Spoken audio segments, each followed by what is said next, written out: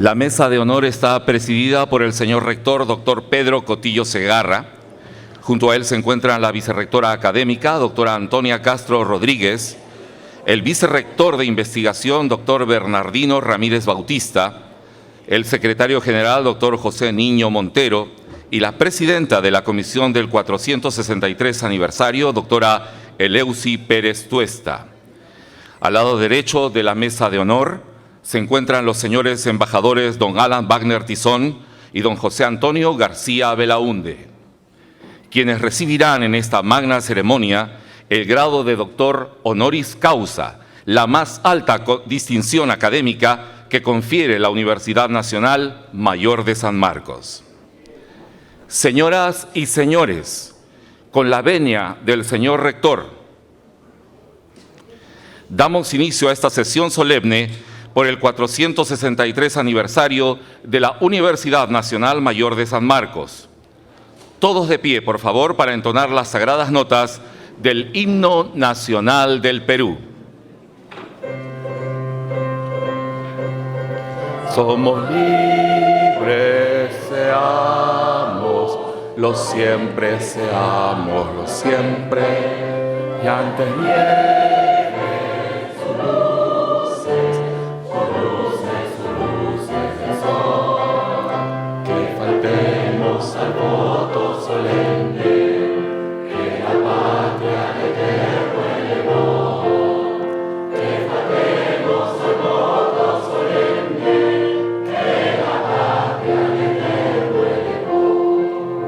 que faltemos al voto solemne que la patria de eterno elevó.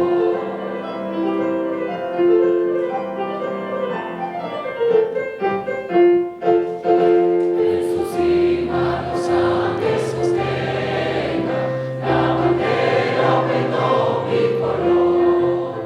que a los siglos anuncia el esfuerzo de este libre, por siempre nos dio. A su sombra vivamos tranquilos y alcancemos sus cumbres que son. Renovemos el gran juramento que rendimos al Dios de Jacob, que rendimos al Dios de Jacob, al Dios de Jacob. Somos libres, seamos,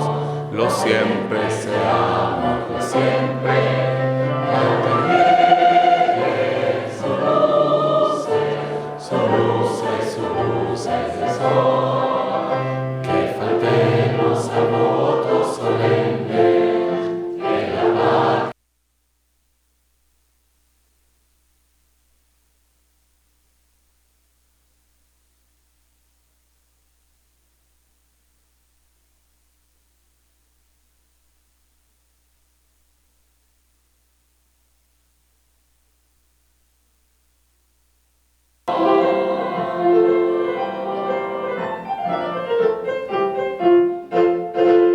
¡Viva el Perú! ¡Viva!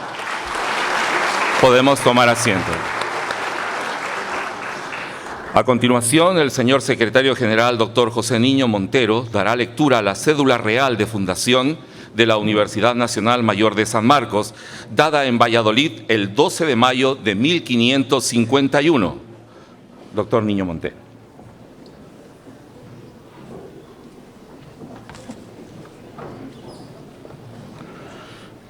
Buenos días. Transcripción de la cédula real de fundación de la Universidad Nacional Mayor de San Marcos. Cédula real del señor emperador Carlos V y la reina doña Juana, su madre, sobre la fundación de esta Real Universidad. Don Carlos, por la divina clemencia, emperador siempre augusto, rey de Alemania, doña Juana, su madre, y el mismo don Carlos, por la gracia de Dios, reyes de Castilla, de León, de Aragón, de las dos Sicilias, de Jerusalén, de Navarra, de Granada, de Toledo, de Valencia, de Galicia, de Mallorca, de Sevilla, de Cerdeña, de Córdoba, de Córcega, de Murcia, de Jaén, de los Algarbes, de Algariza, de Gibraltar, de las Islas Canarias, de las Indias, islas y tierra firme del mar Océano, condes de Flandes y de Tirol. Por cuanto Fray Tomás de San Martín de la Orden de Santo Domingo, provincial de la dicha orden en las provincias del Perú, nos ha hecho relación que en la ciudad de los Reyes de dichas provincias está hecho y fundado un monasterio de la orden en el que hay un buen aparejo para hacer estudio general, el cual sería muy provechoso en aquella tierra, porque los hijos de los vecinos de ella serían doctrinados y enseñados y cobrarían habilidad. Y nos suplicó fuésemos servidos de tener por bien que en el dicho monasterio diese el dicho estudio general con los privilegios, franquezas y libertades que ha y tiene el estudio y universidad de la ciudad de Salamanca, o como la nuestra merced fuese y nos dé por el bien y ennoblecimiento de aquella tierra. Hacémoslo habido por bien, por ende por la presente tenemos por bien y es nuestra merced y voluntad que en el dicho monasterio de Santo Domingo de la ciudad de los Reyes, por el tiempo que nuestra voluntad fuere, entre tanto que se da orden como este en otra parte donde más convenga en la dicha ciudad, pueda haber y haya el dicho estudio general, el cual tenga y goce de todos los privilegios, franquezas y excepciones que tiene y goza el estudio de la dicha ciudad de Salamanca, con tanto que en lo que toca a nuestra jurisdicción se guarde y esté como mora esta universidad, y que la universidad que dicho estudio no ejecute jurisdicción alguna, con que los que allí se graduaren no gocen la libertad que el estudio de Salamanca tiene de no pecar los allí graduados. Y mandamos a nuestro presidente y oidores de nuestra audiencia real de las dichas provincias del Perú y otras cualesquiera justicia de ellas y de las otras islas y provincias de las nuestras Indias que guarden y cumplan esta nuestra carta y lo que en ella contenido está, y contra el tenor y forma de ella, ni de lo que en ella contenido no vayan, ni pasen, ni consientan ir, ni pasar en tiempo alguno por alguna manera. Dada en la villa de Valladolid a 12 días del mes de mayo de 1551 años, firmado la reina, don Juan de Samano, secretario de sus católicas majestades, consta y hace escribir por mandato a su Alteza su nombre de puño y letra. Es la cédula real de fundación de la universidad traducida al castellano.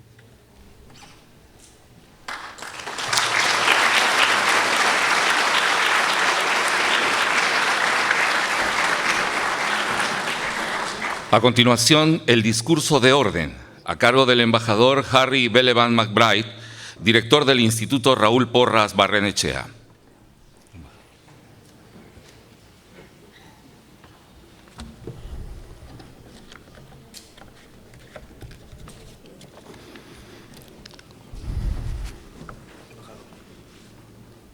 Un poco altos.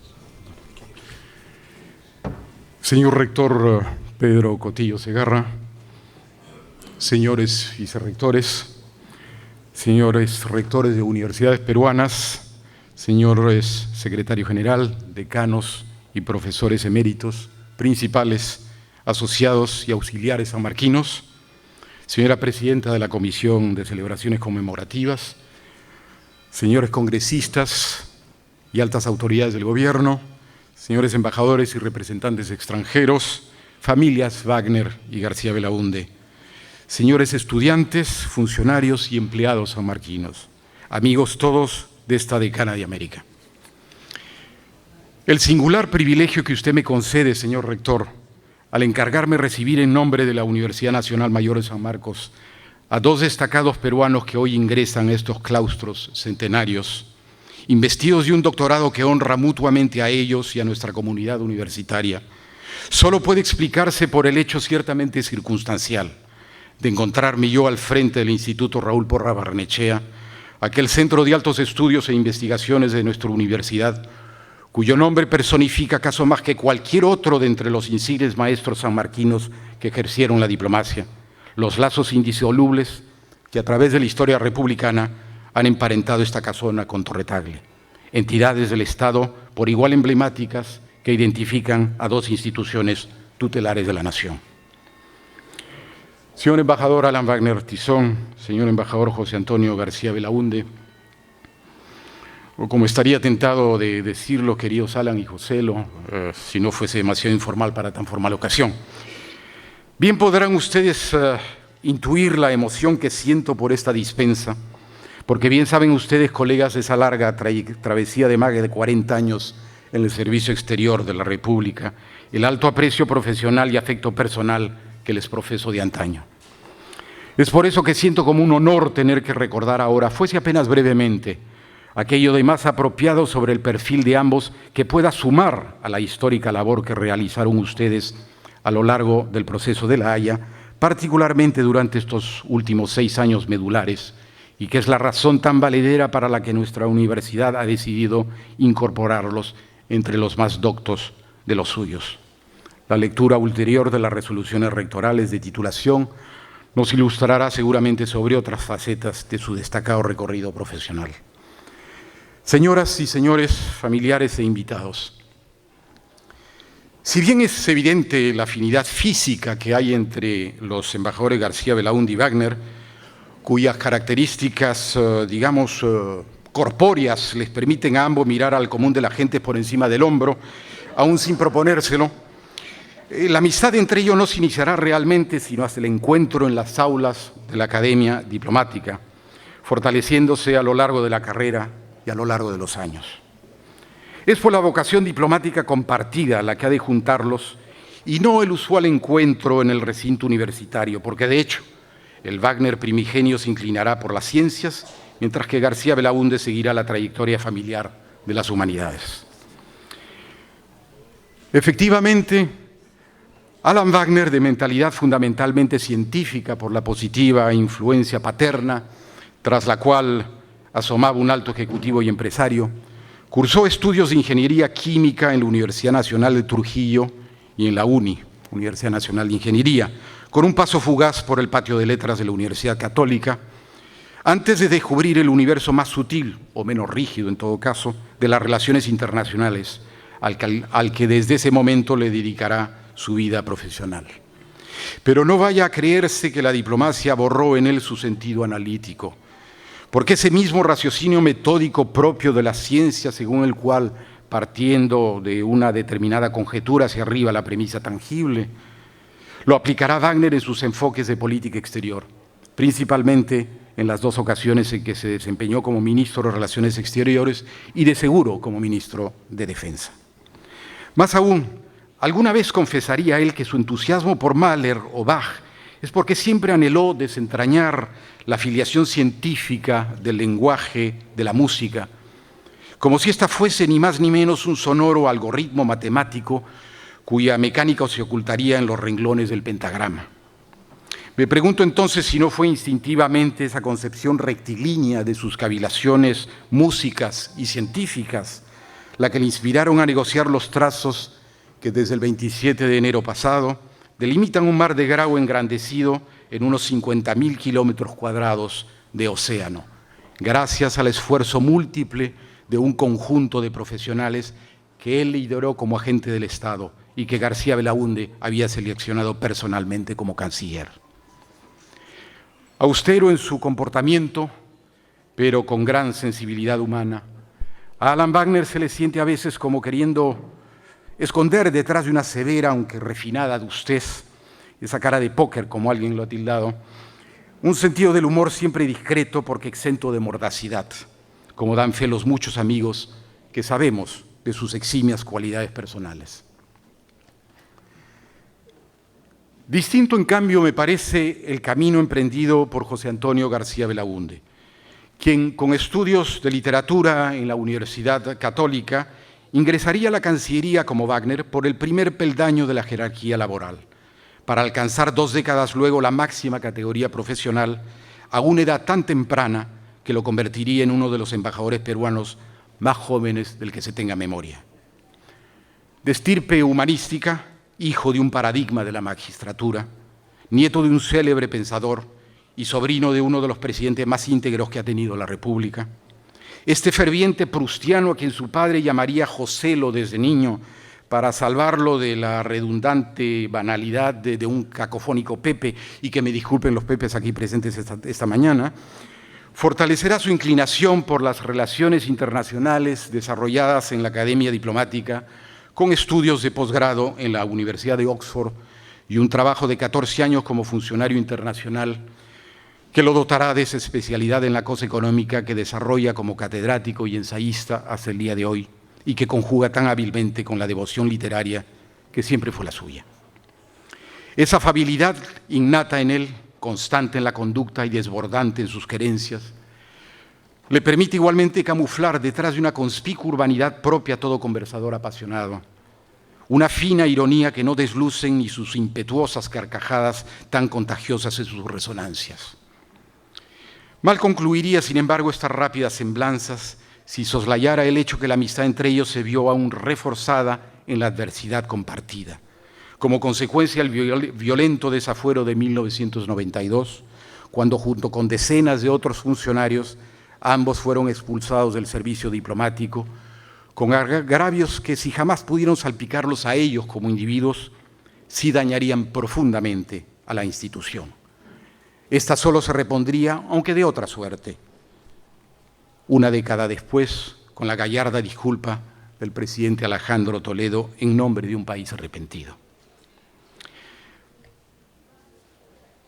Las trayectorias de José Antonio García Belaúnde y de Alan Wagner Tizón explican, pues, por qué estos doctorados son justos y de justicia. Justos porque honran explícitamente a dos prominentes profesionales de la diplomacia peruana, que supieron cargar hasta la feliz resolución de un fallo con la responsabilidad de que se definiera en derecho y beneficio la última frontera de la nación. Pero también lo son de justicia, porque reconocen implícitamente y exentos de esos prejuicios mezquinos que son ajenos a toda razón académica, que detrás de esta gesta histórica en La Haya estuvo siempre acechante la visión preclara de estadista de quien sería su mentor, el presidente Alan García, cuyo primer gobierno sintió la necesidad de promover un arreglo civilizado con Chile para trazar esa frontera todavía indefinida de la nación. Producto de aquel empeño visionario fue la pica en Flandes inicial, que significó el hoy legendario Memorando Bácula, documento precursor de todo el proceso. Y ya en su segundo mandato, ante el fin de no recibir, como suele llamarse en el léxico diplomático, la decisión que el vecino le opuso al planteamiento peruano, el gobernante, incitado una vez más por ese espíritu conciliador de nuestra mejor tradición diplomática, que en ese momento personificaba el embajador García Belaúnde, tal como en su primer gobierno lo había representado el embajador Wagner, se vio constreñido a someter nuestra legítima demanda al veredicto imparcial de la justicia internacional. La prueba irrefutable de que aquella mirada histórica fue perseverante durante casi 3 décadas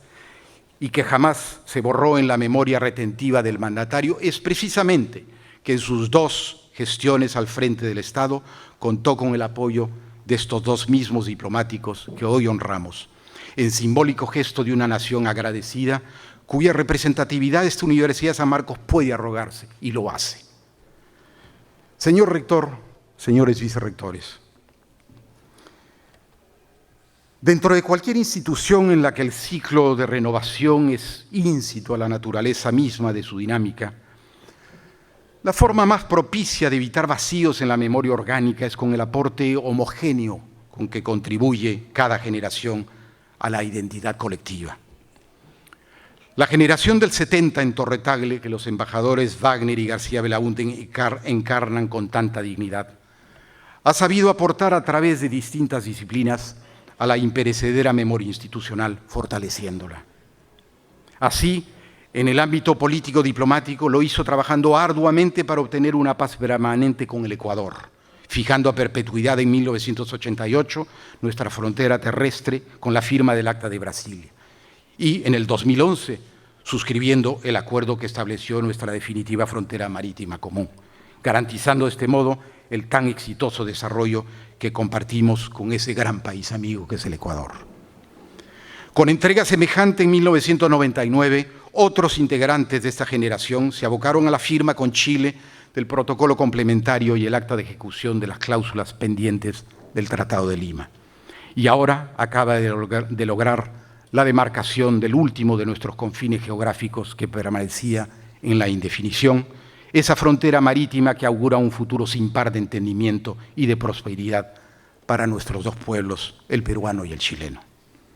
Y así como las generaciones que integraron tan ilustres diplomáticos como Porras Barnechea, Belaúnde, Maurtua, Ulloa y Solfimuro, todos ellos sanmarquinos, tuvieron sus dignas herederas en las generaciones de Bácula, Pérez de Cuellar, Alzamora, García Bedoya, Marchán y Arias Schreiber, en su gran mayoría sanmarquinos. Así también la generación del 70, a la que pertenecen estos dos diplomáticos ejemplares, confía expectante y esperanzada que el relevo generacional en la Cancillería sepa aportar sus logros, distintos pero de similares alcances, como tributo a la preservación de la excelencia de esa institución, que bien a pesar de su contribución permanente al bienestar del Perú, hoy se ve amenazada una vez más por estólidas reformas burocráticas, tan graves como las que pretenden expropiar a nuestra universidad una autonomía mediante una superintendencia estatal bravucona y agresiva. Señores profesores y alumnos de esta noble casa de estudios, qué afortunado, les digo, ha sido nuestro país, cuando esa mano gubernamental, trémula como lo es en tantas circunstancias cotidianas, pero tan rígida como fue a la hora de conculcar normas legales, cercenándole a uno de nuestros recipiendarios varios años de vida profesional, fue doblegada por una opinión pública que la forzó a firmar la ratificación de los embajadores García Belaúnde y Wagner como agentes del llamado equipo de La Haya. Porque ese grupo que ellos dirigieron, de hábiles diplomáticos y de destacados juristas de distintas procedencias, tan compacto como la solidez misma de los argumentos que fueron paciente y tenazmente construyendo, puedo afirmarlo porque tuve el privilegio de observar cercanamente toda la elaboración de la memoria. Ese grupo, digo, se habría visto seriamente afectado con la sustitución en la penúltima hora de sus conductores iniciales. Entonces, evocar ahora con palabras a ese notable conjunto de profesionales es convocar aquí con la memoria a Alain Pelé, Juan José Ruda y Rodman Bundy, a Roberto MacLean, Vicente Ugarte del Pino, Sir Michael Wood y Marisol Agüero, a Jorge Chávez Soto y Edmund Scott, a Eduardo Ferrero, Yvonne Law y Gustavo Mesa Cuadra y Jaime Valdés, pero también al jurista Tulio Treves y a los destacados diplomáticos Luis Marchán y Manuel Rodríguez Cuadros, que entre otros brindaron posteriormente su valioso aporte a la fase oral del diferendo, convertidos todos ellos en meritorios tributarios, me parece, de este homenaje que hoy le rinde a sus dos jefes, la Universidad del Perú, en el marco de un nuevo aniversario que le impele decidida y confiada hacia el medio milenio de su preclara existencia. Porque para el Perú y Chile, sus respectivos equipos en La Haya han sabido abrir grandes las compuertas del entendimiento mutuo, aquellas que no se abrían tan anchas desde la alianza de 1863, ápice de la amistad peruano-chilena al decir del maestro Raúl Porras, que vio a Grau y a Prat de compañeros en las cámaras de las naves de aquella escuadra libertaria al mando binacional de Blanco Encalada. Mas hoy, esa amistad, relegada acaso por demasiado tiempo, ya no está más inspirada por un enemigo común, sino por un común anhelo de progreso que ha de arraigarse definitivamente en dos pueblos destinados a dominar de consuno el Pacífico Sur continental, ese espejo de aguas en el que se refleja la contigüidad terrestre que tuvimos desde nuestro bautizo colonial y que jamás deberá volver a quebrantarse, ni siquiera por quimeras expectaticias ajenas. Podemos comenzar a imaginar entonces la nueva agenda amplia, peruano-chilena, ya no un listado más, sino aquella única agenda del futuro compartido, en la que tendríamos, ¿por qué no pensarlo?, gabinetes binacionales y representaciones diplomáticas comunes en algunas geografías de intereses complementarios. La manera ejemplar como nuestros dos países han resuelto su última discrepancia nos permite vislumbrar semejante horizonte. Y que el pisco y el suspiro de Limeña, tan importantes por cierto, sean sin embargo discordias acotadas por peritos en patentes u otros técnicos en la materia. Señor rector, señoras, señores, Encontrándose esta cita bajo la advocación de Raúl Porras Barnechea, ese egregio sanmarquino que fue una de las mentes peruanas más lúcidas del siglo XX y cuyo nombre, ya lo dije, vertebra la común heredad de nuestra universidad y de la Cancillería, no podría terminar estas palabras sin recordar lo que él advirtió en la agonía misma de su vida, 7 días antes de su fallecimiento, a los primeros graduandos de la Escuela Diplomática, alma mater de los 2 homenajeados. Quiero que sepa, les dijo, que más allá de las prebendas, de los favores y de las ventajas personales, está la dignidad de los hombres y por encima la dignidad de la nación. Al alcanzar ahora el definitivo alejamiento del ejercicio regular del oficio diplomático, bien saben los embajadores Alan Wagner Tizón y José Antonio García Belaúnde que ellos han cumplido cabalmente para sí y para con el país, con los preceptos de aquel maestro de generaciones que fue Raúl Porras Barnechea. Saben bien, sin embargo, por igual, y me perdonará Julia que diga esto, que el retiro para ellos no ha de rimar necesariamente con jubilación, en tanto que sinónimo de jubiloso descanso de la faena cumplida, porque ellos saben que la nación podrá requerirlos nuevamente y nosotros, que ellos responderán sin hesitaciones, aunque eso implique postergar nuevas y estimulantes tareas como las que ambos se han comprometido a emprender y les tomamos la palabra, la de escribir sus respectivas memorias, que todos esperamos con la ávida curiosidad del lector de antemano agradecido. Alan, Joselo, bienvenidos a los claustros sanmarquinos. Con permiso, señor.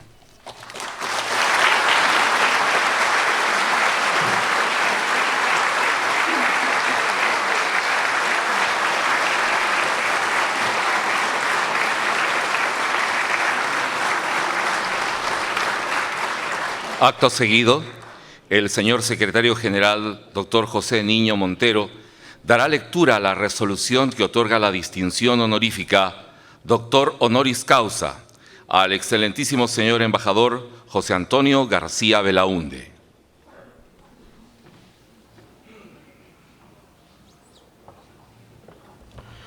Lima, 12 de mayo del 2014. Señor José Antonio García Belaúnde.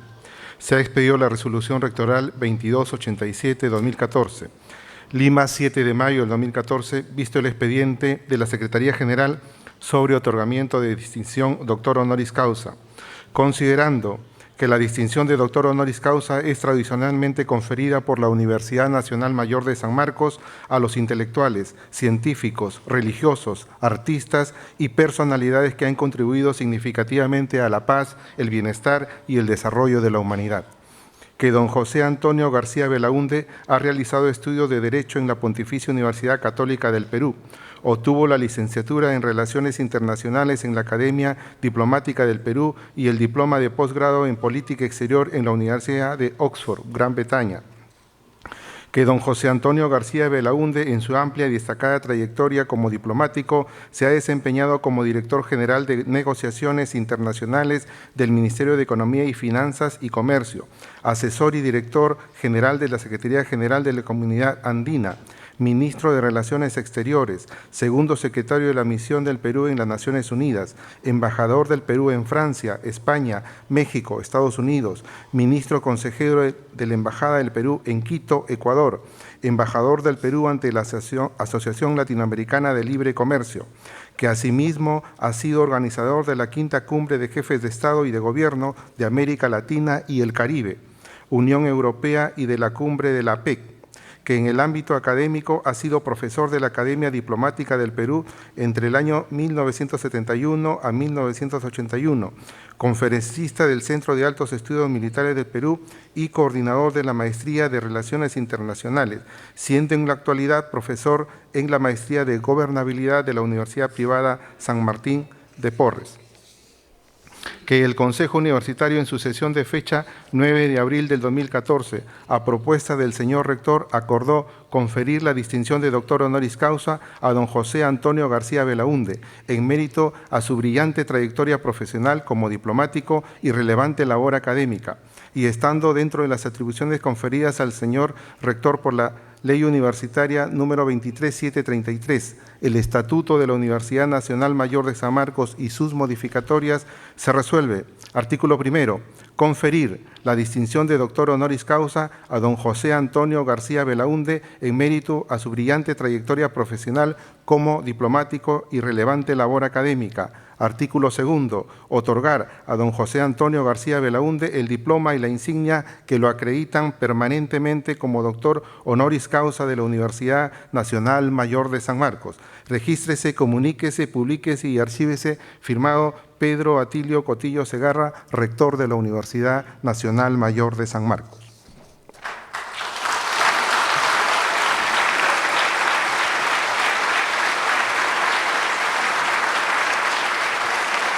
Entrega la distinción el rector doctor Pedro Cotillo Segarra. Invitamos al embajador José Antonio García Belaúnde para recibir la distinción.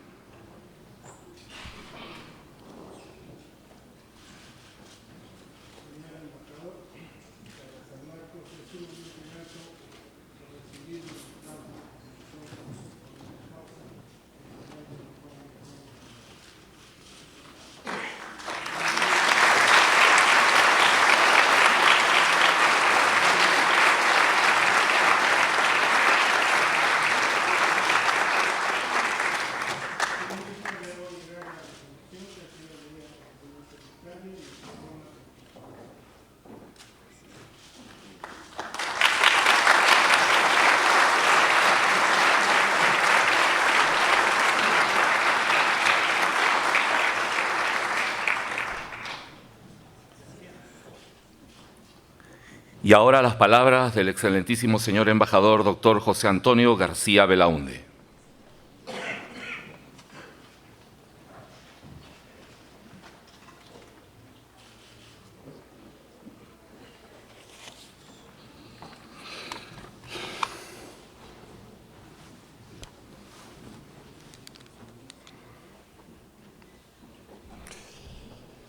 Señor rector de la Universidad Nacional Mayor de San Marcos,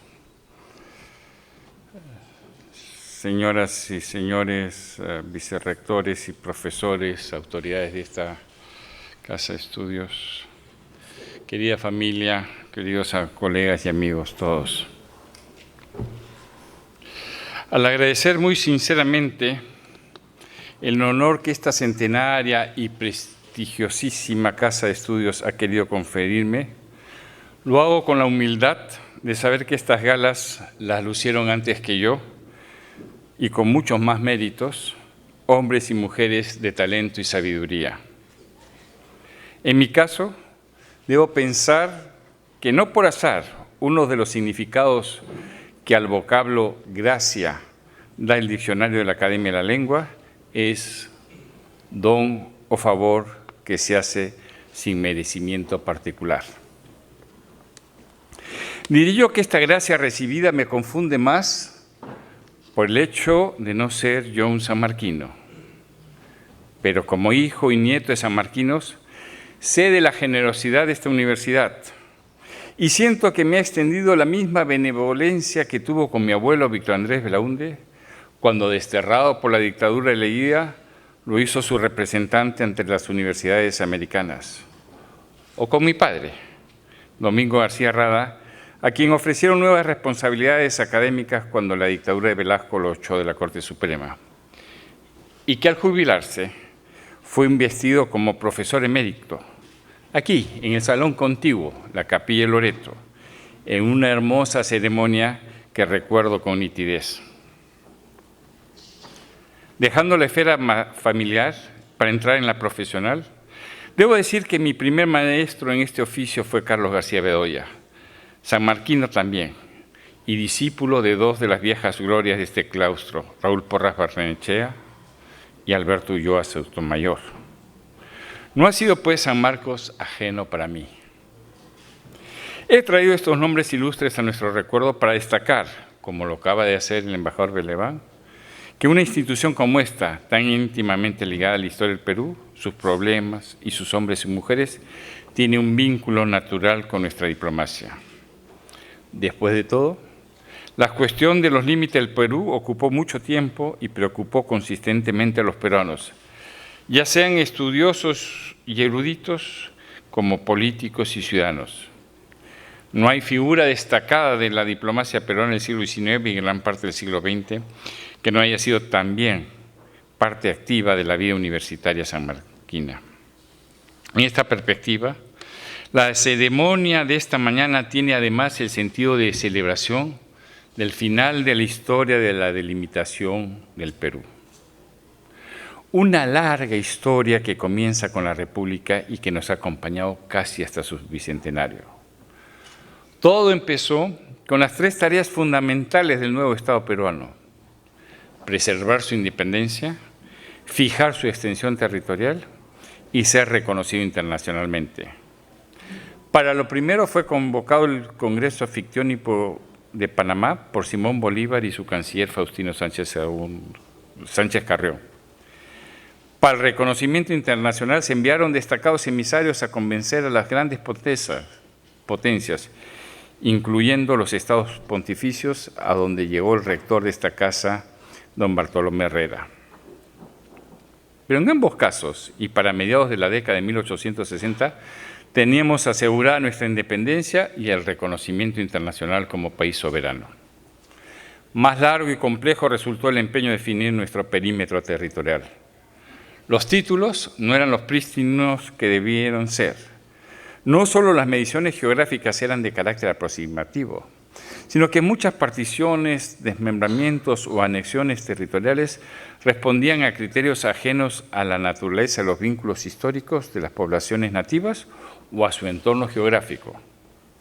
Como eran las cuestiones de carácter administrativo que se resolvían, o de carácter religioso, por ejemplo, el caso de los requerimientos de la evangelización. Eran 4 nuestros primeros vecinos con los que debimos negociar o someter a arbitraje los límites. Fue una etapa compleja y no exenta de conflictos que cubrió gran parte del siglo XIX. Ya con Chile vecino y empeñados en recuperar las provincias cautivas de Tacna y Arica, debimos concluir los tratados de límites con Bolivia, Brasil, Colombia. Solo en 1942 terminaríamos con la delimitación territorial con el Protocolo de Río de Janeiro. Aunque recién en el Acta de Brasilia, firmada en 1998, y el Acta de Lima, firmada en 1999, es que pudimos decir que los tratados de límites con Chile y Ecuador quedaron totalmente ejecutados. Quedaba entonces pendiente la tarea de la delimitación marítima. Quisiera recordar que el tema de la soberanía sobre el mar ha estado en la agenda internacional solo a partir de la segunda mitad del siglo pasado. Y si bien es cierto que en 1945 en los Estados Unidos el presidente Truman proclamó la tesis de las 200 millas y en 1947 hicieron lo mismo los presidentes de Chile y Perú, esos fueron casos pioneros y aislados. Entre 1958, que se lleva a cabo la primera conferencia de las Naciones Unidas sobre el derecho al mar,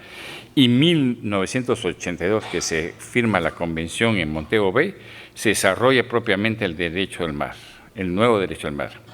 Recién entonces, cuando se consagra internacionalmente la tesis de las 200 millas, que impulsaron con extraordinaria habilidad política y tenacidad asombrosa los embajadores Alfonso Arias Schereber, Juan Miguel Bácula y Álvaro Soto,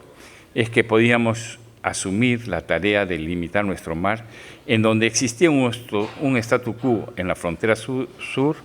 profundamente inequitativo para el Perú y contrario a los criterios de la Convención. El inicio de todo ese largo proceso en 1986, durante el primer gobierno de Alan García, cuando el entonces canciller Alan Wagner, aprovechando su visita a Chile, encargó al embajador Bácula plantear el tema. Los argumentos que él expuso se convirtieron en su ya famoso memorándum. Luego, otros afanes ocuparon a la diplomacia peruana. Pero casi 20 años después, en el año 2004, cuando el Perú ya había vuelto a la democracia, el canciller Manuel Rodríguez Cuadros planteó de nuevo el tema, pero esta vez de manera perentoria. O nos sentamos a negociar o llevaremos el caso a la Corte Internacional de Justicia de La Haya. En el año 2006 hubo un cambio de gobierno en Chile y Perú. Michelle Bachelet y Alan García pertenecen a la misma familia política, la Internacional Socialista. Pensábamos que por esta razón era posible tentar un espacio para la negociación. Diplomático yo de toda una vida, propuse de inmediato al canciller de Chile iniciar una negociación mientras que el presidente García lanzaba la tesis de las cuerdas separadas, es decir, desarrollar una creciente vinculación entre los dos países y mantener por separado el tema de la delimitación. Poco tiempo después, resultó obvio que no era posible negociación alguna, que esa primera opción para solucionar pacíficamente una controversia nos la negaba Chile. Nos enfrentamos con la alternativa de continuar sin encarar el problema o buscar otro mecanismo para solucionar nuestras diferencias, en este caso, la Corte de la Haya. Debo decir que ir a la Haya no fue una decisión fácil. Conspiraba contra ella antecedentes poco claros, cuando no contradictorios, y cierta desprolijidad del pasado respecto al manejo de este tema. Además, el efecto que tendría sobre las relaciones peruano-chilenas era un criterio que también desaconsejaba una demanda. Todo ello nos obligó a una reflexión profunda, luego de la cual concluimos que aunque puede ser más cómodo mantenerse sin resolver una situación de conflicto tratando de manejarla bien, en las relaciones entre los estados y sobre todo en temas que se refieren a la soberanía, los problemas no resueltos se hacen más complejos con el paso del tiempo y mayor su incidencia en la relación entre los países, dificultando cualquier otro entendimiento. Conciencia de historia, perspectiva de Estado y compromiso con el país y su futuro fueron los que nos inspiraron, al presidente García y a mí, a buscar la paz recurriendo al derecho internacional. Tarea inmensa la de preparar la demanda y todos los documentos para la sustentación de la misma. La asumimos todos con sentido de responsabilidad, conscientes de la debilidad de nuestra posición, pero decididos a no dejarnos llevar por ese ejercicio estéril de acusar el pasado. En este proceso fuimos encontrando fortalezas que nadie siquiera había vislumbrado antes e intentamos, creo que con éxito, que compensaran esas nuestras falencias. Todo fue hecho con rigor y discreción, sin pretender ganar batallas ficticias en los medios. Era la Corte a la que debíamos convencer y para ello había que evitar la tentación de la figuración y el alarde. Y aquí debo destacar, con sentimiento de gratitud,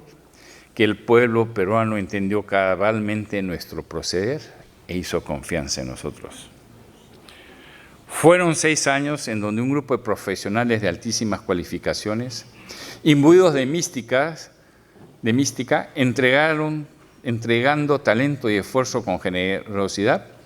produjeron una obra de calidad y demostraron al país que los peruanos podíamos enfrentar grandes retos con solvencia. No fue menor el esfuerzo realizado para evitar que el Ecuador, que siempre había apoyado la tesis chilena sobre la existencia de un acuerdo de límites marítimos con Perú en su calidad de país signatario de la Declaración de Santiago de 1952, fuera como un tercero interviniente a la Haya. El presidente García había logrado establecer una relación de amistad y respeto con el presidente Correa y pudo hablar con libertad una y otra vez con este propósito. Después de un encuentro presidencial en Loja, los cancilleres de ambos países recibimos instrucciones para avanzar en una negociación que consultara los intereses de ambas partes. Así fue que se logró el acuerdo de límites marítimos con el Ecuador el 2 de mayo del 2011, que servía no solo para terminar de manera formal con un tema limítrofe con el Ecuador, sino para avalar la tesis peruana, que la Declaración de Santiago nunca fue un tratado de límites. Debo decir aún más que el límite del paralelo con Ecuador producía,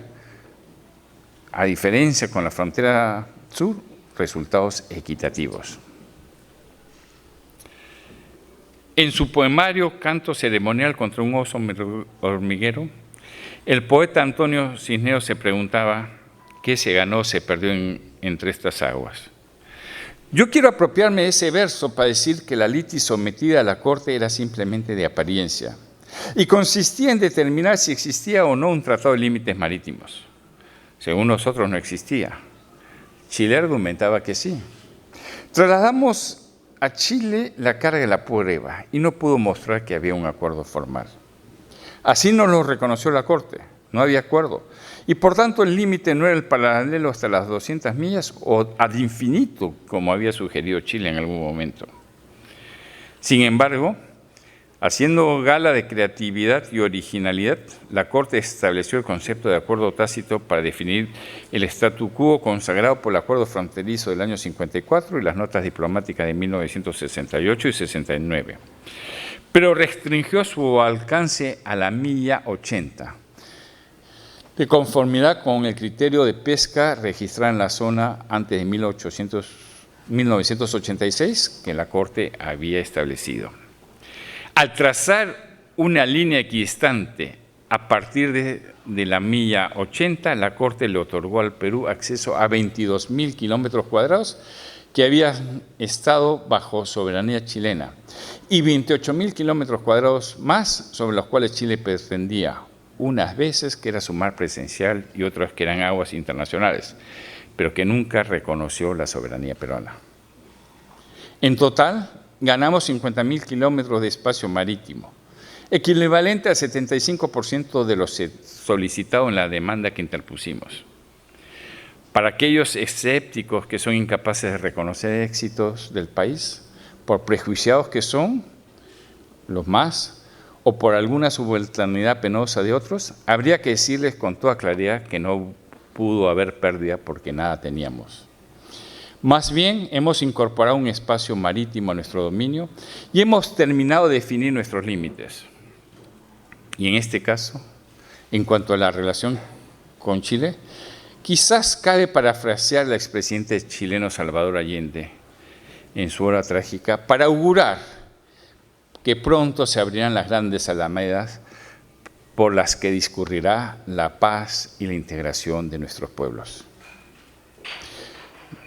No puedo terminar sin agradecer las emotivas palabras del embajador Harry Vilemán, distinguidísimo diplomático, talentoso narrador y ensayista, que honra la mejor tradición de diplomáticos y escritores que tienen las grandes cancillerías del mundo. No debe extrañar la generosidad de sus expresiones en la presentación de la personalidad homenajeada. Tiene el hermoso sesgo de una amistad sin sombras de más de 40 años. Solo una verdad resplandece de su alocución poco objetiva, el profundo afecto del que soy agradecido recipiendario. Nuevamente, mil gracias, señor rector y dignas autoridades, por haber querido que esta institución, que es parte de la historia de la nación, que ha contribuido a la formación de la República, a la rica cultura del país, a la divulgación del saber, a la profundización del conocimiento, y que la ha acompañado en sus horas de grandeza y de infortunio, haya querido honrarme confiriéndome el doctorado honoris causa. Gracias.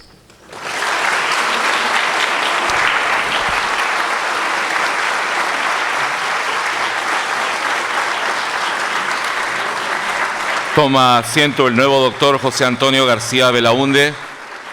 en la mesa de honor. A continuación, el señor secretario general, doctor José Niño Montero, dará lectura a la resolución que otorga la distinción honorífica doctor honoris causa al excelentísimo señor embajador Alan Wagner Tizón.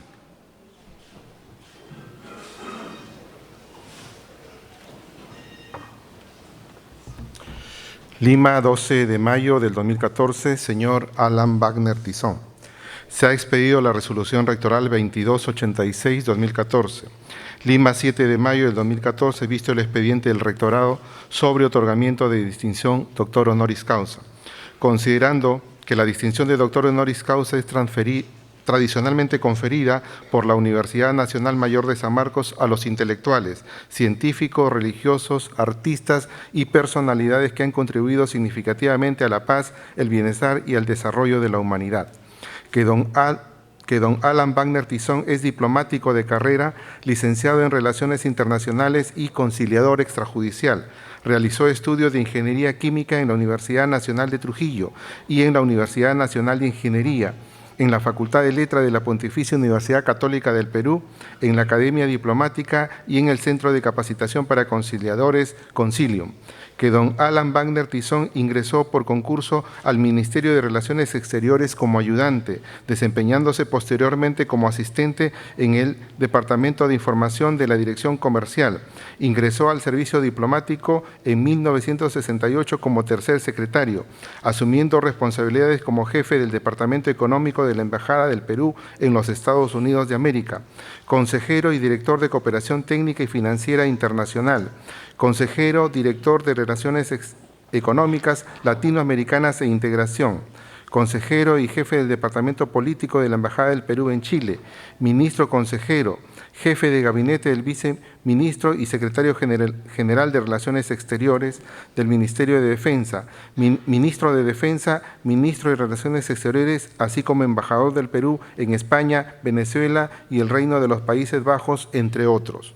que asimismo ha ejercido cargos internacionales como jefe de Relaciones Externas en la Junta del Acuerdo de Cartagena,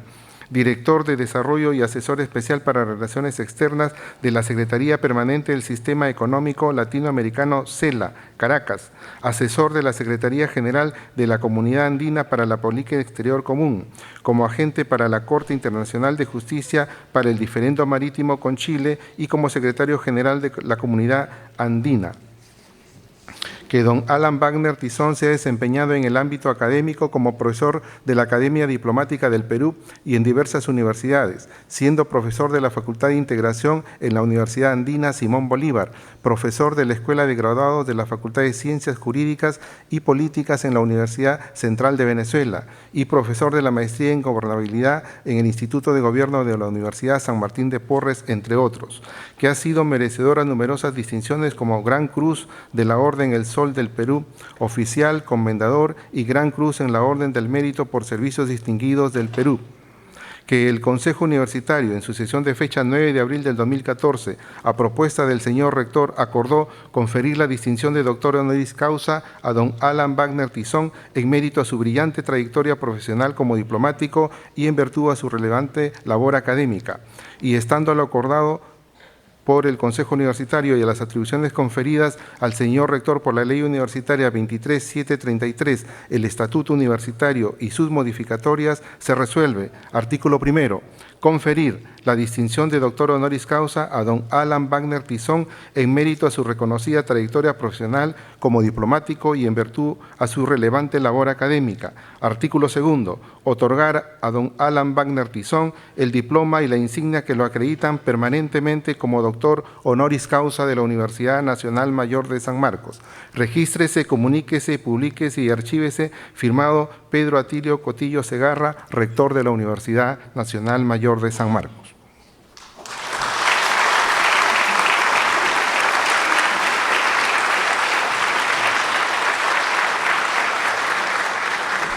Entrega la distinción el doctor Pedro Cotillo Segarra. Invitamos al embajador Alan Wagner Tizón.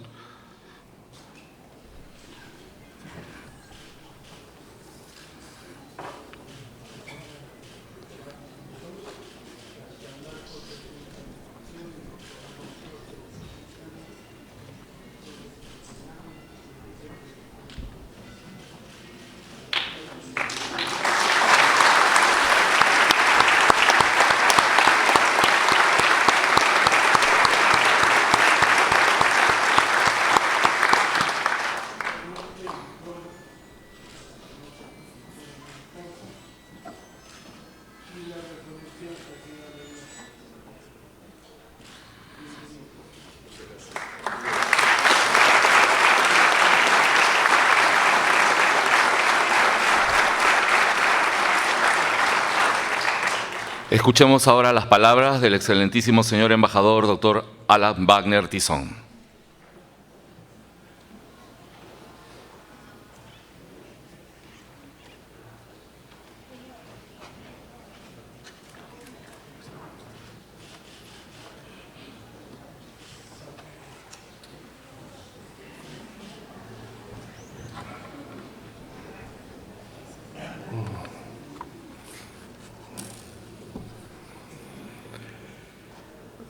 Doctor Pedro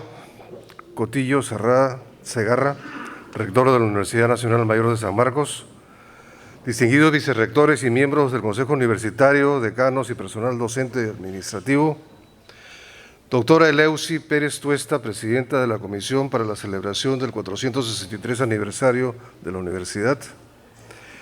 embajador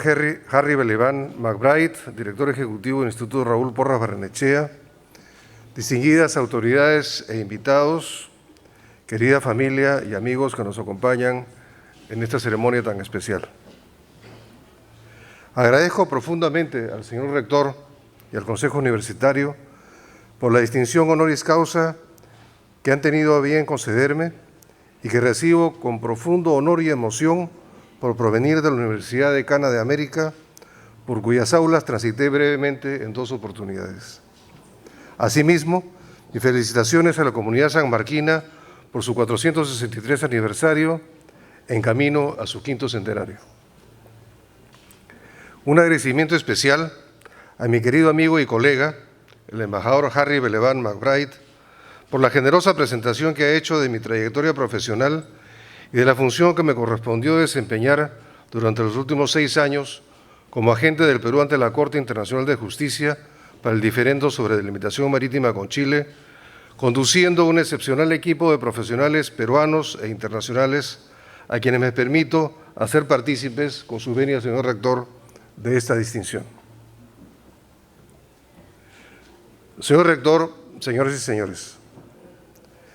se ha comentado que el fallo que emitió la Corte el 27 de enero pasado fue una decisión salomónica,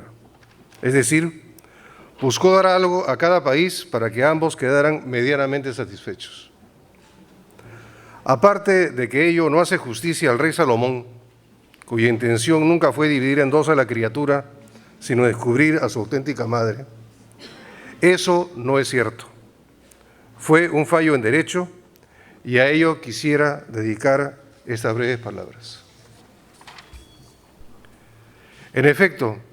el artículo 38 del Estatuto de la Corte Internacional de Justicia establece que la función de la Corte es, y cito, decidir conforme al derecho internacional las controversias que le sean sometidas.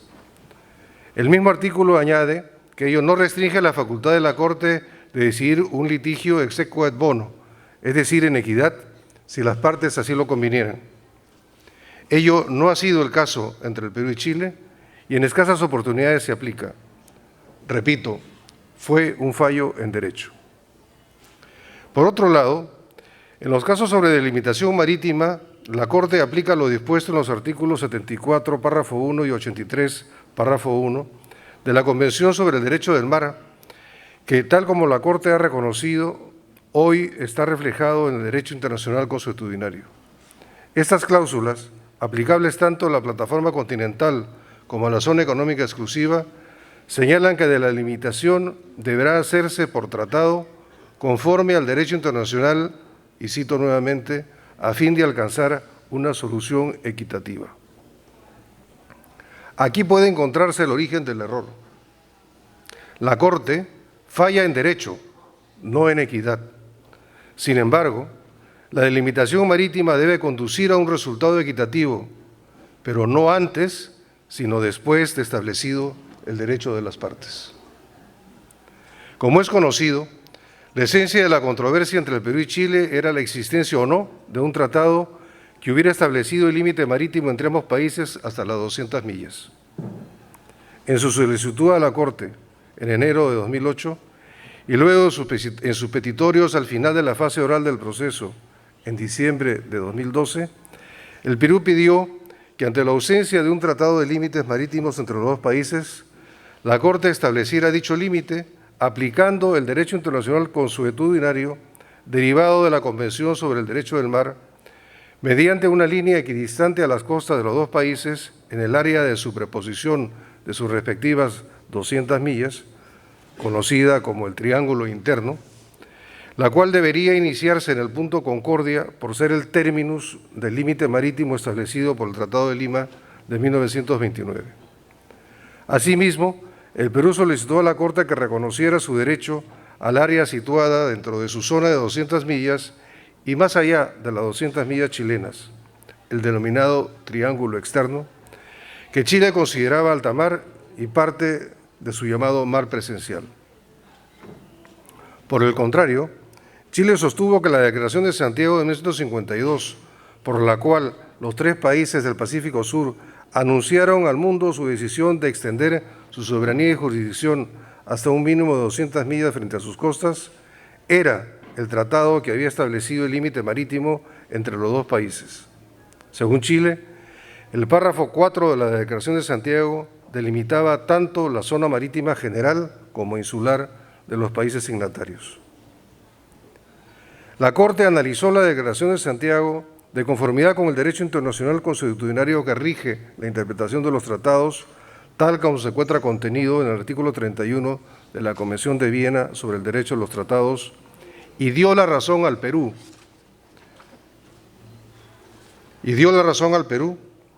Que el mencionado párrafo 4 estaba referido exclusivamente a la zona marítima de las islas cercanas a las costas.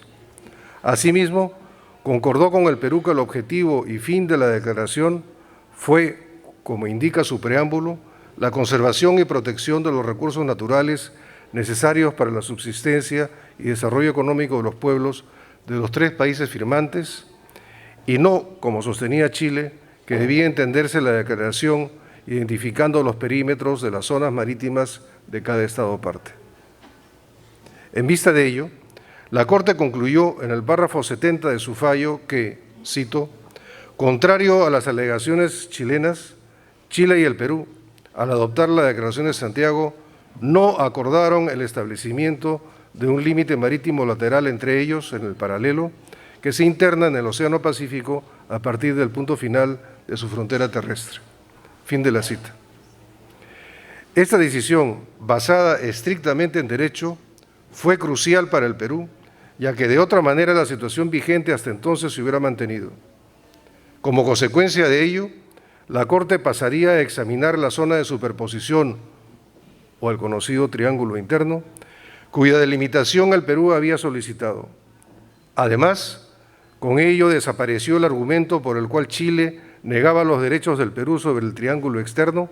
aduciendo que el límite en el paralelo se extendía no solo hasta las 200 millas, sino de manera indefinida.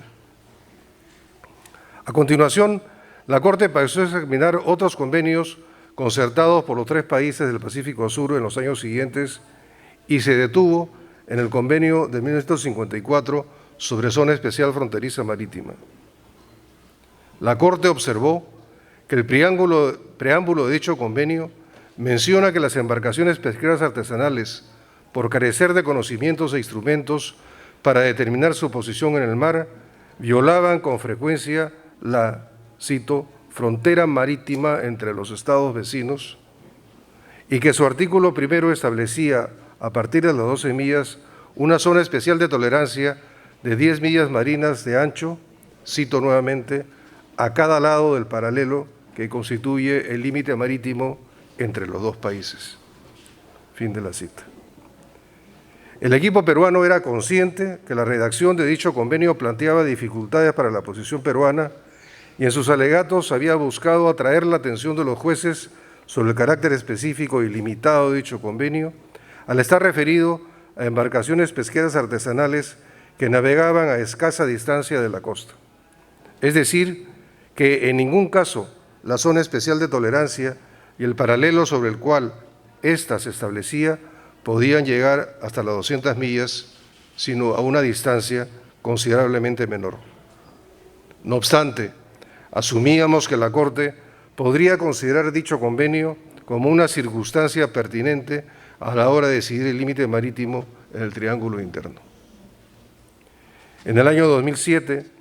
en su fallo sobre el caso Nicaragua contra Honduras, la Corte había dictaminado, y cito, la evidencia sobre un acuerdo tácito debe ser contundente. El establecimiento de un límite marítimo permanente es un asunto de grave importancia y un acuerdo es algo que no puede ser fácilmente presumido. Fin de la cita. Este criterio de la Corte fue reiterado en los casos sobre Nicaragua versus Colombia, Ucrania versus Rumanía, y el Tribunal del Mar de Hamburgo lo había recogido en su fallo sobre el caso Myanmar versus Bangladesh. No obstante recordar esa jurisprudencia, el fallo del 27 de enero dice en su párrafo 91, cito, en este caso, la Corte tiene ante sí un acuerdo que indica claramente que una frontera marítima a lo largo del paralelo ya existía entre las partes. El acuerdo de 1954 es decisivo a este respecto, continúa la Corte. El acuerdo, dice la Corte, consolida el acuerdo tácito. Fin de la cita. Es decir, que a juicio de la Corte se había producido entre el Perú y Chile un acuerdo tácito sobre un límite marítimo en los años previos a 1954 que el mencionado convenio confirmaba. Ninguno de los dos países había mencionado en sus alegatos la existencia de un acuerdo tácito y algunos miembros de la Corte discreparon de ello por considerar que se estaba bajando el nivel de exigencia que se había establecido al respecto, según se puede apreciar en sus declaraciones individuales anexas al fallo. Sin embargo, esa fue la manera como la Corte pudo explicarse la redacción del convenio de 1954, cuando, como he señalado, en su preámbulo habla de violaciones a la frontera marítima entre los estados vecinos y establece una zona de tolerancia a cada lado del paralelo que constituye el límite marítimo entre los dos países. Por discutible que sea, fue una decisión ajustada a derecho. Más adelante, cuando la Corte examinó en su fallo los acuerdos de 1968-1969 sobre los faros que materializan, comillas, el paralelo de la frontera marítima, encontró otro elemento que corrobora que el convenio de 1954 había reflejado un acuerdo tácito previo. Sin embargo, la Corte señaló acto seguido, en el párrafo 92 de su fallo, que el convenio de 1954, cito, no da ninguna indicación sobre la naturaleza de la frontera marítima, ni tampoco indica su extensión, excepto que sus disposiciones dejan claro que la frontera marítima se extiende más allá de 12 millas desde la costa. Fin de la cita. En relación con la naturaleza del límite tácito, la Corte consideró que debía entenderse en el contexto de las proclamaciones presidenciales de 1947 y de la Declaración de Santiago de 1952, que habían efectuado reivindicaciones sobre el suelo marino, las aguas suprayacentes y sus recursos. Esto llevó a la Corte a concluir que se trataba de un límite a todo efecto. Pero ¿cuál era su extensión? Este asunto clave fue examinado por la Corte desde varios puntos de vista: la actividad pesquera y su potencial, los desarrollos contemporáneos del derecho del mar, la práctica legislativa de las partes, el protocolo de adhesión de 1955 a la Declaración de Santiago, las actividades de ejecución práctica por las partes, los acuerdos de 1968 y 1969 sobre los faros de enfilamiento, las negociaciones de Chile con Bolivia de 1975 y 1976, las posiciones de las partes de la Tercera Conferencia de las Naciones Unidas sobre el Derecho del Mar, el Memorándum Bácula y la práctica de los Estados después de 1986. Es interesante anotar que nuevamente la Corte tomó un curso de acción en la línea planteada por el Perú, es decir, que la finalidad del convenio de 1954 era el ordenamiento de la pesca efectuada por embarcaciones artesanales a fin de evitar fricciones. La Corte analizó estadísticas de la FAO sobre la actividad pesquera en la época en el Triángulo Interno y encontró que las especies que se faenaban eran principalmente barrilete y bonito, que generalmente se encontraban en un rango de 60 millas náuticas desde la costa. Al respecto, es interesante anotar que la Corte también cita una exposición del ministro de Relaciones Exteriores y presidente de la Delegación del Perú a la Conferencia sobre el Derecho del Mar en 1958, quien, al apoyar la zona de 200 millas, señaló que, comillas, especies tales como el atún y el barrilete son principalmente capturadas a una distancia entre 20 y 80 millas de la costa. La anchoveta de aguas costeras algunas veces se aleja hasta 60 o más millas, en tanto que las ballenas y cachalotes se encuentran generalmente a más de 100 millas mar afuera. Fin de la cita. esa actividad pesquera y el tipo de embarcaciones utilizadas llevaron a la Corte a determinar que en la época que las partes habrían reconocido el acuerdo tácito sobre un límite marítimo,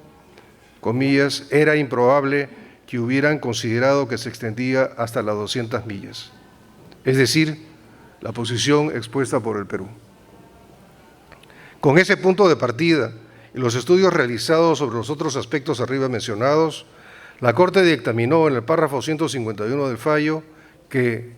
cito nuevamente, sobre la base de toda la evidencia relevante que le ha sido presentada, la Corte concluye que el límite marítimo acordado entre las partes se extendía a una distancia de 80 millas náuticas a lo largo del paralelo desde su punto de inicio. Fin de la cita. Con esto quedó decidido el primer tramo del límite marítimo y aunque se pueda pensar que pudo haber sido más reducido, la lectura del fallo permite apreciar que fue consecuencia de un análisis e investigación en profundidad por parte de la Corte. El tema siguiente que abordó la Corte fue el punto de inicio del límite marítimo. El fallo a este respecto se inicia recordando en su párrafo 153 que, cito, ambas partes están de acuerdo en que la frontera terrestre entre ellas fue establecida y delimitada hace más de 80 años de conformidad con el artículo 2 del Tratado de Lima de 1929, que establece que, vuelve a citar la Corte, el límite entre los territorios de Chile y el Perú comenzará en un punto de la costa a ser denominado Concordia, 10 kilómetros al norte del puente sobre el río Yuta. Fin de la cita. Sin embargo, luego de registrar las posiciones de las partes sobre la ubicación del punto Concordia, la Corte señala que su tarea es verificar si las partes han acordado algún punto de inicio de su límite marítimo. A continuación, la Corte examina las notas diplomáticas intercambiadas entre 1968 y 1969 por las Cancillerías del Perú y Chile para la construcción inicialmente de una luz que señalara el comienzo de la frontera terrestre, pero que en el curso de las discusiones técnicas evolucionó hacia la construcción de unos faros que, comillas, materialicen el paralelo de la frontera marítima que se origina en el hito número 1. Como resultado de ello, el fallo señala en su párrafo 174 lo siguiente, y cito, la Corte considera que el límite marítimo que las partes tenían el propósito de señalar mediante los acuerdos sobre los faros estaba constituido por el paralelo que pasa por el hito número 1. Ambas partes ejecutaron subsecuentemente las recomendaciones del Acta de 1969 mediante la construcción de los faros, tal como había sido acordado, señalizando por tanto el paralelo que pasa por el hito número 1. Y concluye en esta cita la Corte señalando los acuerdos de 1968 y 1969 sobre los faros sirven en consecuencia como una evidencia fehaciente que el límite marítimo acordado sigue el paralelo que pasa por el hito número 1. Fin de la cita. Lo que antecede llevó a la Corte a concluir en el párrafo 176 del fallo que, vuelvo a citar, el punto de inicio del límite marítimo entre las partes es la intersección del paralelo de latitud que pasa a través del hito número 1 con la línea de baja marea. Esta es la razón por la cual el inicio del límite marítimo no es el punto Concordia, como lo había planteado el Perú, a fin de que coincidiera con el inicio del límite terrestre establecido por el Tratado de 1929 y los trabajos de la Comisión Mixta Demarcadora. Primaron los acuerdos contenidos en las notas diplomáticas de 1968-1969 que tenían carácter vinculante. Es decir, aunque inconveniente a los intereses peruanos, fue también una decisión ajustada a derecho. Sin embargo, es importante señalar que la Corte, en el párrafo 175 del fallo, advirtió algo muy significativo. Dice la Corte no está llamada a tomar posición sobre la ubicación del punto Concordia, donde comienza la frontera terrestre entre las partes. Anota la Corte que podría ser posible que el referido punto no coincida con el punto de inicio del límite marítimo, tal como acaba de ser definido. Fin de la cita. Esto es fundamental porque queda claro que la Corte no solo no se ha pronunciado sobre el límite terrestre, sino advierte que el punto Concordia, que es el inicio de dicho límite terrestre, puede quedar localizado en un lugar distinto al punto de inicio del límite marítimo determinado por la Corte. Ello desmiente categóricamente cualquier aseveración que la Corte, al definir el punto de inicio del límite marítimo, habría alterado el punto de inicio del límite terrestre fijado por el Tratado de 1929. Por último, la Corte pasó a trazar el resto del límite marítimo y nuevamente acogió un planteamiento del Perú, la línea equidistante a las costas, pero a partir de la milla 80 del paralelo.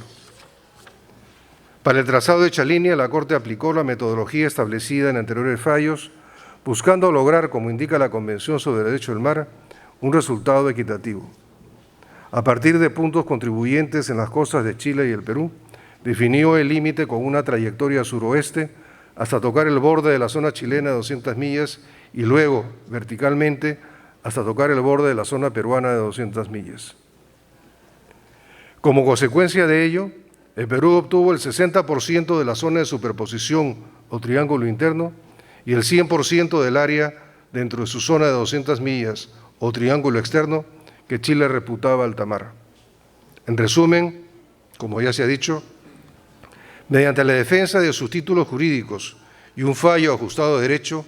el Perú obtuvo el 75% de los espacios marítimos que demandó, equivalentes a más de 50.000 kilómetros cuadrados que han sido incorporados al Mar de Grau. Hasta aquí el fallo. Unas palabras finales, señor rector, para recordar que esta ha sido una política de Estado que ha durado 28 años.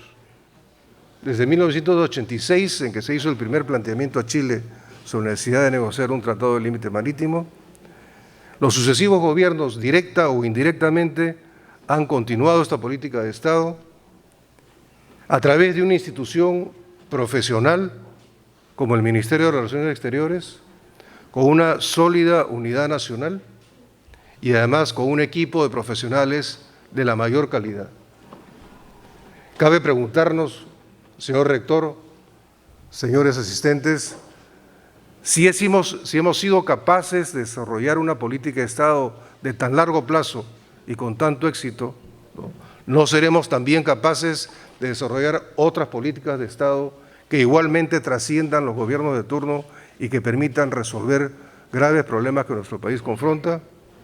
Yo creo que la respuesta es sí. Y ese es el mensaje final que quisiera dejar en esta aula sanmarquina. Muchas gracias, señor rector.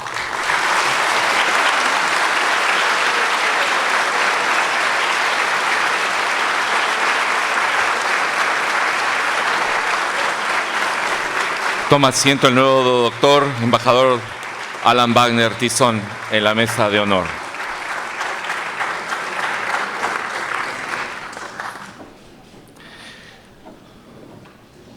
A la fecha, la Universidad Nacional Mayor de San Marcos ha sido conducida por 213 rectores, desempeñando actualmente tal cargo el doctor Pedro Cotillo Segarra, quien precisamente tiene ahora el uso de la palabra.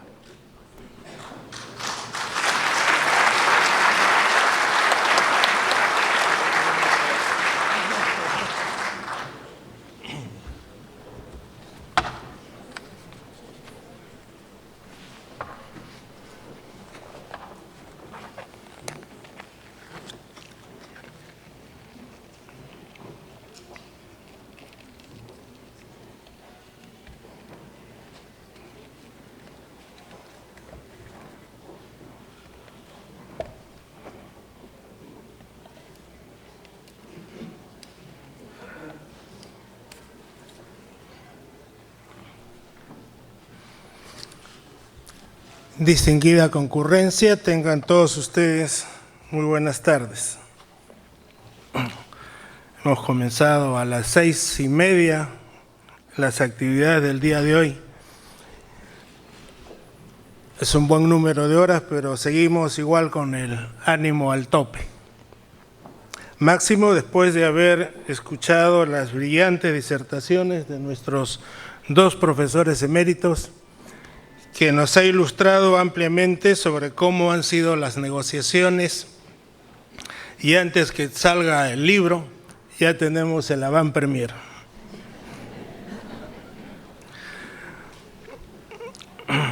Señora vicerrectora académica, doctora Antonia Castro, señor vicerrector de investigación, doctor Bernardino Ramírez,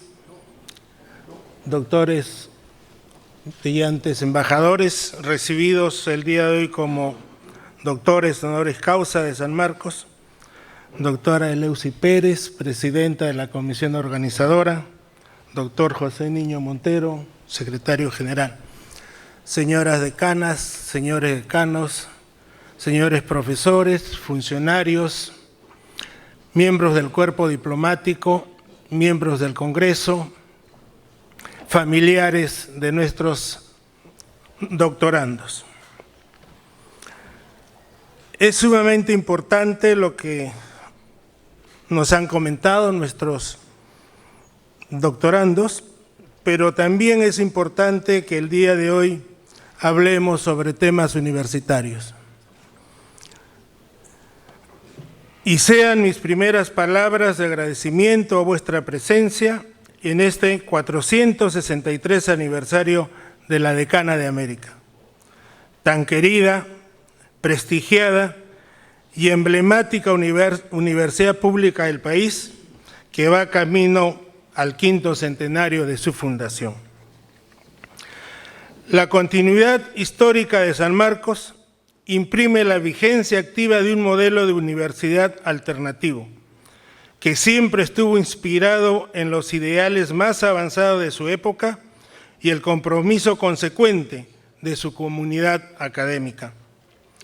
Así se manifestó desde las ideas libertarias anticoloniales que dio nacimiento a la República del Perú, hasta las acciones actuales de la innovación científica, tecnológica, social y política, que consiste en dar respuestas distintas a las planteadas hasta el momento y que buscan contribuir al desarrollo del país y a la solución de los problemas de la sociedad, así como la responsabilidad social universitaria de orientación al servicio y compromiso de la formación profesional para lograr un desarrollo humano sostenible. La época actual se caracteriza por cambios acelerados en todos los órdenes de la humanidad que impactan en el conocimiento, en las instituciones y en las personas, siendo la universidad la estructura más sensible a dicha transformación. En los lineamientos internacionales de política universitaria se ha convenido armonizar orientaciones universales a las que se ha llamado megatendencias, considerándose entre ellas la autonomía universitaria, la educación universitaria como un bien público, la cultura de calidad, el uso de las TIC, la cooperación internacional, responsabilidad social universitaria, formación de ciudadanos, movilidad académica e igualdad de género, dentro de una dinámica que transita de la sociedad del conocimiento a la sociedad en red. Por ello, hoy 12 de mayo del 2014, en que nuestra homenajeada, la Universidad Nacional Mayor de San Marcos, cumple 463 años de fundación, para tenerla presente, es bueno mirar hacia atrás para recordar parte de su rica historia. Esto porque a raíz de la elaboración de un proyecto de nueva ley universitaria aprobado en la Comisión de Educación, Juventud y Deporte del Congreso de la República, nos interesamos en indagar sobre algunos antecedentes en el Perú de lo que se pretende aprobar en el Congreso, por lo que revisamos nuevamente el libro Medio siglo de admisión a San Marcos, escrito por Simón Pérez Alba. En la introducción de este libro, Pérez Alba señala que el examen de admisión a San Marcos y la reforma universitaria son dos procesos dialécticos que han marchado paralelos y se han enriquecido constantemente con diversos aportes, de acuerdo con la quietud o efervescencia de la política universitaria de la época y las circunstancias históricas de la República, porque San Marcos participó en la fundación de la República del Perú y San Marcos es el Perú. Medio siglo de admisión a San Marcos interpreta el esfuerzo desarrollado por la institución y sus estamentos en el objetivo de otorgar autoridad, organicidad, unidad y racionalización al proceso de admisión. 6 reglamentos de educación pública se dictaron entre los años 1551 y 1876, y ninguno de ellos se ocupó de la admisión a San Marcos. La Ley Orgánica de Instrucción de 1901-1902 lo hace escuetamente, aunque no así las leyes orgánicas de 1920 y 41, como los estatutos universitarios de 1928, 31, 35, 46 y de 1960, que lo profundizan. Estas normas trataron de renovar el proceso sin lograr alcanzar a plenitud la continuidad y organicidad del mismo. En el actual anteproyecto, aprobado en diciembre de 2013 por la Comisión de Educación, Juventud y Deporte del actual Congreso, solo se dice que la admisión a la universidad se realiza mediante concurso público, previa definición de plazas y máximo una vez por ciclo. El transcurrir universitario en San Marcos desde su fundación, el 12 de mayo de 1551, hasta el año 1917, evidencia hechos notables que han sido analizados con claridad por Manuel Vicente Villarán, Víctor Andrés Belaúnde, José de la Riva Agüero, José Antonio Encinas, Luis Alberto Sánchez, Raúl Porras Barrenechea, entre otros. Maestros eminentes, profesionales y hombres públicos ilustres se han formado en sus aulas. Y hasta se puede afirmar sin equivocarse que la Universidad de San Marcos es depositaria de un enorme quehacer histórico. Ilustres personajes, sobre todo los hombres de las generaciones de 1885, de 1900 y la generación vetada de 1915, ingresaron a San Marcos sin rendir examen de ingreso. Porque para postular su matrícula en la universidad se requería tan solo acreditar los documentos de instrucción secundaria completa, con excepción de aquellos que ingresaron en el periodo comprendido entre las reformas de 1876 y 1907, que abarcó un cuarto de siglo, quienes estaban obligados a rendir un examen final exploratorio ante un jurado. Se puede afirmar que muchos de ellos fueron y son las figuras más brillantes de la patria, y el mejor homenaje que podemos ofrecerles es perpetuar una vez más su memoria en las páginas de la historia. La Juventud de San Marcos de 1919 recoge el mensaje de los promotores de la reforma universitaria que surgiera a principios de 1918 en los claustros de la Universidad de Córdoba, reclamando una universidad nueva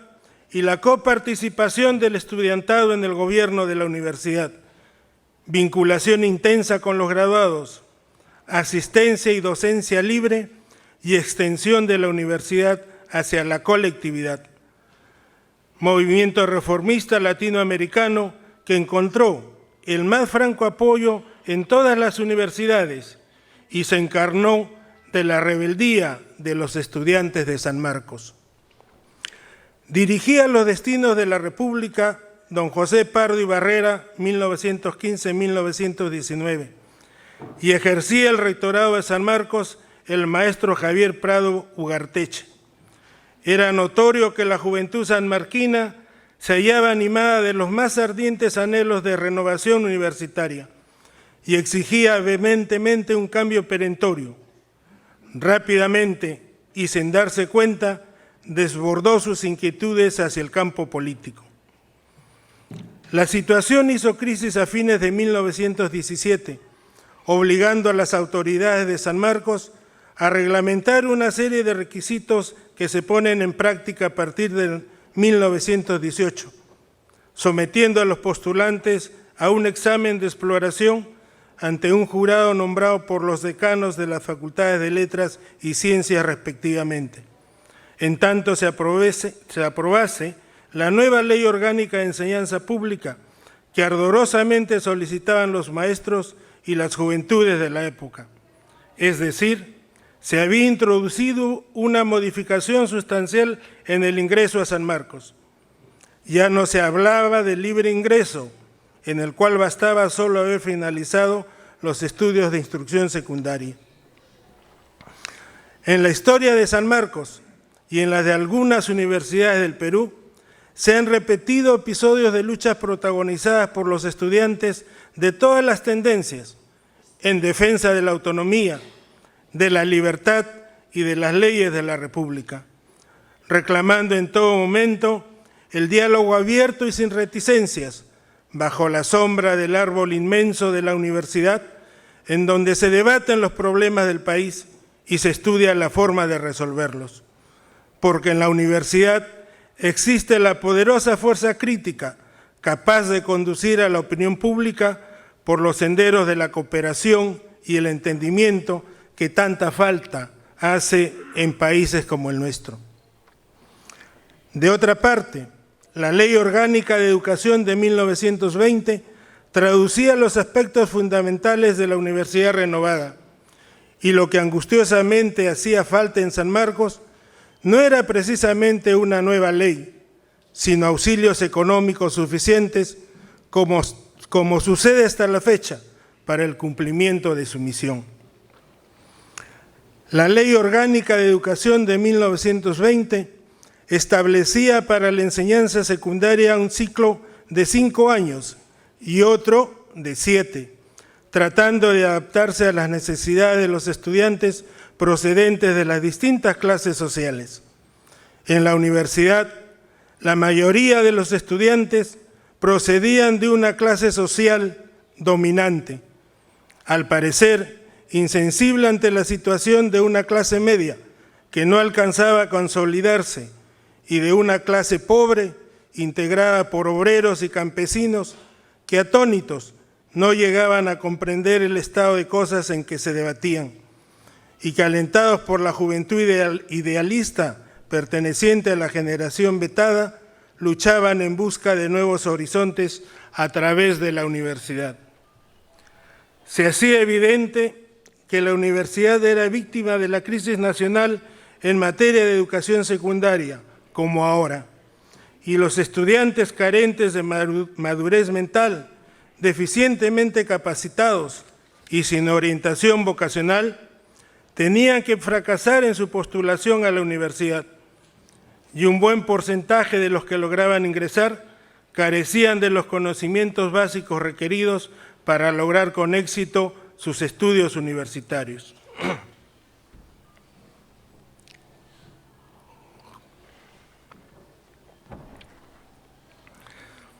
En el año de 1928, el gobierno promulga la Ley 6041, de la cual se genera el Estatuto Universitario de 1928, de fecha 23 de julio. En el promulgado estatuto, en uno de sus primeros artículos especifica que la Inspección Suprema de la Universidad corresponde al Ministro de Instrucción, asistido por el Consejo Nacional de Enseñanza Universitaria, con atribuciones para designar rector, catedráticos y demás autoridades, disposición que constituía una flagrante violación de la autonomía universitaria, lo que se pretende hacer ahora con la creación de la Superintendencia Universitaria. No obstante, que el ministro de Educación Pública ofreció al doctor José Matías Manzanilla, quien ejercía el rectorado desde 1924, mantenerlo en el cargo bajo el nuevo régimen, la respuesta de este fue histórica. 3 siglos de autonomía de San Marcos no se quiebran en mis manos. Una respuesta que corresponde a un señor que se precie de ser rector de San Marcos. Al día siguiente, el rector Manzanilla y los decanos de las facultades de Jurisprudencia y Letras, doctores Mariano Ignacio Prado y Luis Miro Quesada, que por dignidad universitaria no habían aceptado esta situación, fueron inmediatamente reemplazados en sus cargos, en vista de lo cual el gobierno designó rector al doctor Alejandro Deusto. Adicionalmente, podemos afirmar que el Estatuto de 1928 demostraba un exagerado centralismo administrativo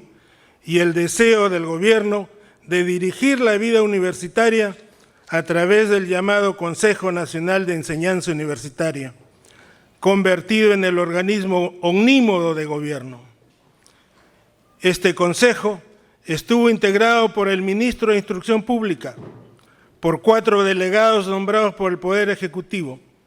un delegado elegido por la Universidad Nacional Mayor de San Marcos, 1 por la Universidad San Agustín de Arequipa, 1 por la Universidad de Santo Tomás de Trujillo y otro por la Universidad San Antonio Abad del Cusco. Por su constitución, se deduce la primacía del gobierno en el mismo y la decidida mayoría de sus acuerdos. Se hacía evidente que el estatuto gozaba de aparente liberalidad, pero que en el fondo se traducía en casi un absoluto autoritarismo. Basta referir que el Consejo Nacional estaba autorizado para elegir al rector de San Marcos en base a la propuesta de 10 catedráticos formulada por la Asamblea Universitaria, y los decanos a propuesta de una terna del Consejo Universitario. Fijaba los requisitos para ser rector y decano, y hasta gozaba de vetos y de atribuciones para nombrar y separar catedráticos, fijar sueldos y aprobar presupuestos. En la exposición de motivos de ese estatuto, se trata de justificar esta actitud en el sentido de que la educación del pensamiento y de todos los elementos de la conciencia no es posible conseguirla sin una adecuada disciplina y sumisión a las leyes, razón por la que era necesario excluir de la universidad la política partidarista, las ambiciones de predominio que generalmente se traducen en luchas permanentes por los cargos de rector y decano, coactando en cierta forma las funciones docentes y administrativas de la institución. Ahora, en el 2014, algunos quieren repetir lo que se hizo hace casi 100 años, en lugar de avanzar y mirar hacia adelante. Pretenden retroceder al año de 1928. Evidentemente, y en esto coincido con Pérez Alba, el Estatuto de 1928, como la ley que se pretende aprobar ahora, decía y dicen que mantiene la autonomía universitaria, lo que podrá ser en la forma, pero no en la esencia, puesto que ella se encuentra recortada, aunque sus autores lo nieguen. No existía autonomía académica ni administrativa, ni de gobierno, y en ningún momento el articulado del Estatuto sustraía a la institución de las arbitrariedades del gobierno. La ignorancia del Poder Ejecutivo en los planes y programas de estudio ahogaban la libertad y la tolerancia para el cumplimiento de su misión y ponían a la universidad a merced de las posiciones y de los intereses extrauniversitarios. Esperemos que la inteligencia ilumine a nuestros congresistas y no cometan el mismo error de hace casi 100 años. Una ley universitaria no puede ser mensajera de castigos, ni con la intención de perjudicar a las que salvan el honor del país por el nivel de calidad alcanzado, no obstante sus carencias materiales provenientes de una permanente desatención del Estado. Actualmente la coyuntura es diferente. El mundo se encuentra globalizado, el conocimiento cambia constantemente y circula a una mayor velocidad de lo que lo hacía hace 100 años. San Marcos, manteniendo sus líneas maestras, también ha cambiado. Tenemos un centro preuniversitario fundado hace 21 años, pero cuyo local recién lo estamos construyendo. Tenemos una oficina central de admisión que es una de nuestras principales fortalezas a nivel universitario y que realiza los procesos más confiables en el país en los que a procesos de admisión se refiere. Asimismo, tenemos una escuela de posgrado, cuyo local también está en construcción y que se constituye en un pilar de la investigación científica para el posgrado. Lo mismo que un vicerrectorado de investigación, cuyos logros ya están registrados en Endecopi. Por consiguiente, y ya para concluir, independientemente de si se aprueba o no en el Congreso el proyecto de la Comisión de Educación, como Universidad Mayor tenemos la responsabilidad de cuidar no solo la educación superior, sino también la educación básica, primaria y secundaria, porque ahí es donde se forma el producto que nosotros recibimos. Por lo que retornamos al punto de partida al especificar que una de las causales más serias de la desorientación de la juventud es la falta de organicidad en el sistema de educación del Perú, inadecuado desde todo punto de vista para orientar a los jóvenes hacia nuevas posibilidades y conducirlos a la superación que ellos están buscando. Si no, veamos el incremento del consumo de drogas, el pandillaje, el incremento de la violencia, los parricidios, el sicariato, etc. Pensar en la solución de las cuestiones expuestas es sentir devoción por la juventud y buscar el desarrollo del país. Es velar por la sociedad peruana, es meditar en busca de medidas rectificatorias del drama social que vive el país, como la inseguridad, y que amenaza en convertirse en una tragedia.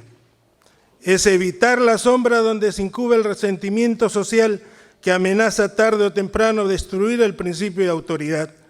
el orden institucional y el Estado peruano. Es por eso que San Marcos, como Universidad Mayor, la más antigua y decana de América, como ha sido y es su trayectoria,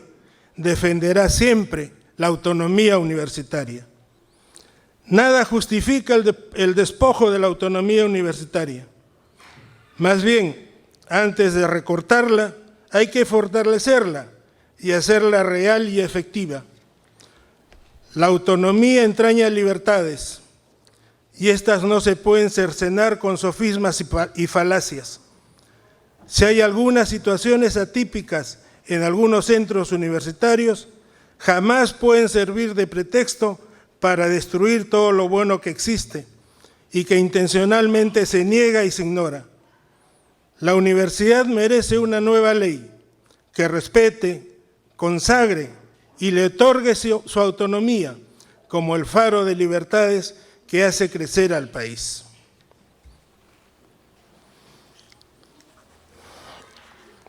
Y ahora, permítanme alzar la voz para con orgullo decir: ¡Viva San Marcos! ¡Viva San Marcos! ¡Viva el Perú!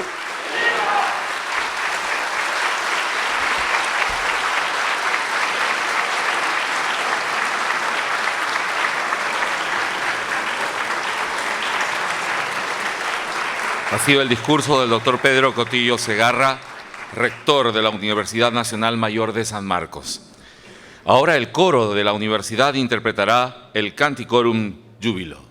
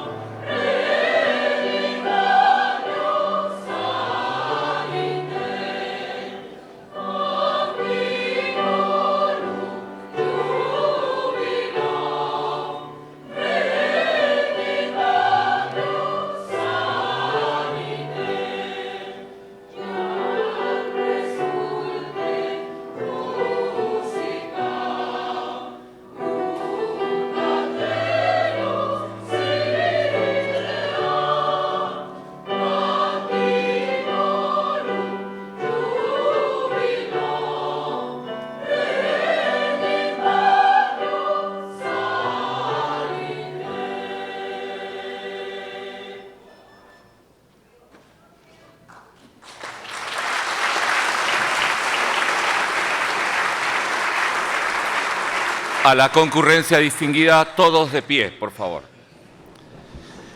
Entonemos ahora el himno de la Universidad Nacional Mayor de San Marcos, interpretado también por el coro de la Decana de América.